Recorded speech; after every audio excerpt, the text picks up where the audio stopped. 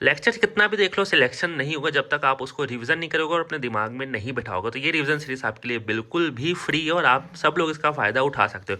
कल हमने paid batch के पीडीएफ से बुद्धिज्म का किया था, आज हम कॉपी से जैनिज्म का करने वाले हैं और पेड पीडीएफ से भी करने की कोशिश करेंगे। ठीक है, फिलहाल हम जैनिज्म का चालू करते हैं। सबसे पहले जैनिज्म में जितने भी टीचर्स थे टोटल 24 टीचर्स है, जिसको हम तीर्थंकर बोलते हैं। अगर आपसे पूछेगा कि जैनिज्म का फाउंडर कौन था तो आपको करना है ऋषभदेव। अगर पूछेगा रियल फाउंडर कौन था तो करना है वर्धमान महावीर। तीन इंपॉर्टेंट है, याद रखना। जैसे कि ऋषभदेव, इनका जन्म होता है अयोध्या में और इनको रिप्रेजेंट किया जाता है बुल से। परशुनाथ, उसके बाद है वर्धमान महावीर और इसको रिप्रेजेंट किया जाता है लॉयन से। अब यहाँ पे जो वेदास है ना उसमें सिर्फ 2 ही तीर्थंकर का नाम मेंशन है, एक है अपना ऋषभदेव और एक है अपना अरिस्थमेमी। अब जो रियल फाउंडर मैंने बताया महावीर बोला, और अगर पूछेगा फाउंडर कौन है सिर्फ तो आपको बोलना है ऋषभदेव फाउंडर थे। वर्धमान महावीर के बारे में बात करते हैं। इनका जो बर्थ हुआ था वो 540 बीसी में हुआ था वैशाली बिहार में, और जो डेथ हुई थी वो 468 बीसी में हुई थी। क्वेश्चन पूछता है किस ईयर में डेथ हुई थी, 72 की एज में हुई थी पावापुरी में। फादर का नाम था इनके सिद्धार्थ, मदर का नाम था त्रिशला, वाइफ का नाम था यशोदा और डॉटर का नाम था अनुजा। अब यहाँ पे मेन चीज़ देखते हैं, जो महावीर थे वो अपना घर कब छोड़े थे, 30 ईयर के एज में। और आपको मैंने बताया था जो बुद्धा थे वो 29 ईयर के एज में छोड़ते, 1 साल का फर्क था। एनलाइटमेंट की बात करूँ इनको 42 ईयर के नीचे हुआ था, उनको बौद्ध ट्री के नीचे हुआ था बुद्धिज्म को, बुद्धा को, और इनको हुआ था साल ट्री के नीचे। ठीक है, इन्होंने जो अपना फर्स्ट सरमॉन दिया था वो दिया था पावा में। और आप लोग कमेंट करके बताओ बुद्धा ने अपना फर्स्ट सरमॉन कहाँ दिया था। अब जो जैनिज्म को फॉलोअर थे ना वो मानते थे कि जो नैतिक सिद्धांत है वो 5 टाइप के होते हैं। फर्स्ट है अहिंसा, सत्य, असत्य, अपरग्रह्य, ब्रह्मचार्य। अहिंसा का मतलब है कि आपको किसी भी जीव जंतु को मारना नहीं है। और जो भी जैनिज्म थे ना वो मोर के पंख की ना पत्ती लेके घूमते थे, मतलब कि रास्ते में अगर चींटी भी आ जाए ना उसको मारते नहीं थे, पहले उसको प्यार से साफ करते थे फिर चलते थे। हमेशा सत्य के राह में चलना है। असत्य मतलब कि आपको चोरी कभी नहीं करनी है। और अपारगृह मतलब कि आपको धन के लालच में नहीं पड़ना, मतलब कि ग्रीडनेस से आपको दूर रहना है। ठीक है, और ब्रह्मचारिता आप लोग को समझते हैं कि अपने जो नैतिक जीवन काल है उसमें अच्छे से रहना है। ब्रह्मचारिता मतलब कि लस्ट से दूर रहना है। ठीक है, अब यहाँ पे इनको मोक्ष को प्राप्त करने के लिए 3 ज्वेल्स थे, 3 ज्वेल्स ऑफ जैनिज्म थे। एक है अपना सम्यक दर्शन, एक है अपना सम्यक जना और सम्यक चरित्र। जैसे कि सम्यक चरित्र हो गया नैतिकता के बारे में, और सम्यक जना मतलब हो गया सही ज्ञान के बारे में, और समय दर्शन हो गया अंधविश्वास से दूर रहना। ठीक है, ये मेन जैनिज्म के इंपॉर्टेंट पॉइंट्स है। अब ये हमेशा पूछता है, इसको हम बोलते हैं अनेकातवाद। ठीक है, इसका मतलब ये होता है कि सपोज ये हाथी के एग्जाम्पल से जैनिज्म में समझाया गया है। यहाँ पे एक पर्सन खड़ा है, यहाँ पे एक पर्सन खड़ा है, यहाँ पे एक पर्सन खड़ा है और एक इनके पूंछ के पास एक पर्सन खड़ा है। ठीक है, अब ये सब जो पर्सन है ना ये अंधे हैं और सबको ना एक एक चीज़ पकड़ा देगी। जैसे ये सूंड पकड़ के खड़ा है, पैर पकड़ के खड़ा है, और यहाँ पे है जो इनका पेट पकड़ के खड़ा है, एक पूंछ पकड़ के खड़ा है। तो ये तो अंधा है, तो ये पकड़ेगा तो ये बोलेगा यार कुछ सांप टाइप का लग रहा है। ये पकड़ेगा तो बोलेगा यार हाथी इतना बड़ा, तो जानवर समझ नहीं पाएगा, पहले वो बोलेगा यार कोई पिलर है या कोई दीवार को मैं पकड़ के खड़ा हूँ। और जो पूंछ पकड़ेगा उसको लगेगा यार ये तो रस्सी है इतनी पतली सी।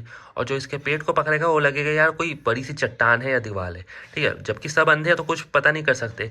तो अनेकातवाद का कहना है कि हमको रियल लाइफ में एक पहलू पर नहीं जाना चाहिए। मतलब कोई घटना घटती है या कुछ होता है तो उसके पीछे मल्टीपल रीज़न हो सकते हैं।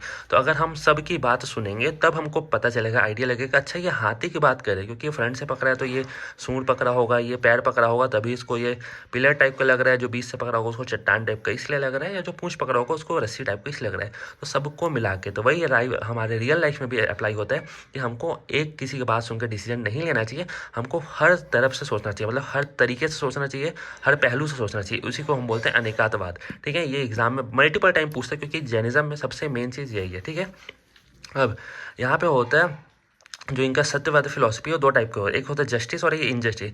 इनका मानना ऐसा टाइप का जैसे कि सपोज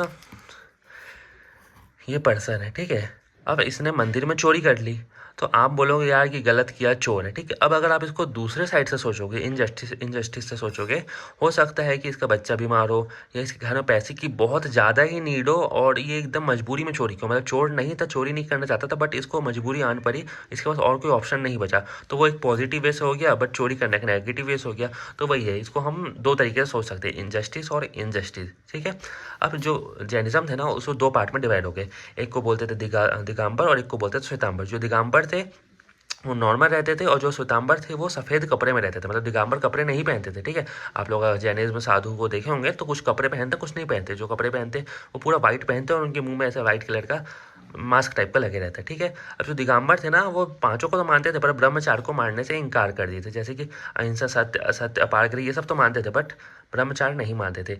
और यहाँ पे वुमेन को उतना इंपॉर्टेंस नहीं दिया जाता था दिगंबर सेट में, बट श्वेतांबर में इक्वल मैन और इक्वल वुमेन, मतलब कि औरत भी सेम है और आदमी भी सेम है, मतलब कोई भेदभाव वहाँ पे नहीं किया जाता था। ठीक है, अब हम देखते हैं बुद्ध जैनिज्म काउंसिल के बारे में।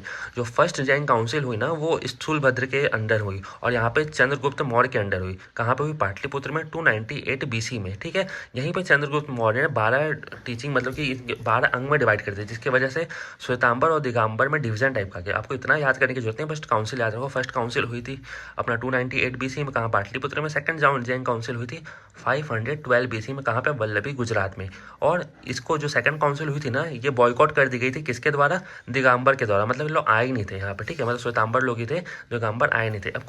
अब आते हैं हम बेसिक जैन साइट से, जो पॉपुलर जैन साइट है वो वहाँ पे। और उससे पहले जो लोग मुझसे पूछते हैं कि PDF और जो प्राइवेट वीडियो की लिंक है, मतलब कि सर ने मान लो आज एक लेक्चर कराया या कल कराने वाले होंगे, आप लोग यूट्यूब में कितने भी चैनल फॉलो कर लो, सब में कॉपीराइट स्ट्राइक आएगा और वो आपका साथ वैसे ही छोड़ चुके हैं। ठीक है, यकीन नहीं हो तो आप लोगों ने बहुत चैनल फॉलो किया था SSC 3.0 के नाम से, और वीडियो डलना बंद हो गई। और बेसिकली बहुत ऐसे चैनल है जो अभी अभी डाल रहे, आपको कोई भी गारंटी नहीं है। बट अगर आप एक ऐसा प्लेटफॉर्म चाहते हो जहाँ पे आपको डेली प्राइवेट वीडियो मिले, ठीक है, डेली PDF मिले, डेली PPT मिले, और डेली आपको इंग्लिश हिंदी के जितने भी PDF है और मेन MCQ मिले, तो आप टेलीग्राम में प्राइवेट चैनल ज्वाइन कर सकते हो। अब ठीक है, अब आप बोलोगे यार प्रमोशन कर रहा है, तो एक चीज़ सुन के जाना, कल मैंने अपने जो पुराने चैनल है उसमें कोर्स प्रोवाइड कर दिया था। ठीक है, कि चलो यहाँ पे भी मैं MCQ दे देता हूँ, और जैसे ही मैंने MCQ डाला वो चैनल पूरी तरीके से उड़ गया। आप लोग अगर टेलीग्राम पे फॉलो करते होंगे तो ये वाला चैनल देख रहे होगे, ये उड़ चुका है। ठीक है, तो वापस से मुझे नया बनाना पड़ा। और ये जो प्राइवेट चैनल है इसमें 201 मेंबर हो चुके हैं, तो आप लोग चाहो तो इसमें ज्वाइन हो सकते हो सिर्फ 15 रुपये देके। अब आपको इसमें क्या क्या मिलेगा उसके बारे में हम बात करते हैं। जो इंटरेस्टेड है उन्हीं को बोलो, जैसे कि MCQ मैंने पॉलिटी का पूरा प्रोवाइड करा दिया है, ऊपर से जो लेक्चर होता है, प्राइवेट वीडियो होता है, जैसे कि आप अपने मनपसंद टाइम के हिसाब से देख सकते हो। टेक्स्ट बुक की भी सीरीज है, मतलब इंपॉर्टेंट चीज़ बहुत है। ब्लैक बुक का GK भी है, ब्लैक बुक का इंग्लिश भी है, लूसेंट का GK भी है, इंग्लिश हिंदी रेलवे सब के लिए। ठीक है, ऊपर से ओनली आईएएस का भी कुछ चीज़ है, और इंपॉर्टेंट जितने भी PDF है ना मैं आपके लिए प्रोवाइड कराता हूँ, जो टॉपर्स के हिसाब से बहुत ही इंपॉर्टेंट है। और इसके यहाँ पे अभी फिलहाल 94 मेंबर है। और देखो यार, कल ही इसको मैंने रात को क्रिएट किया, 94 है, इसमें 600 500 550 मेंबर हो चुके थे।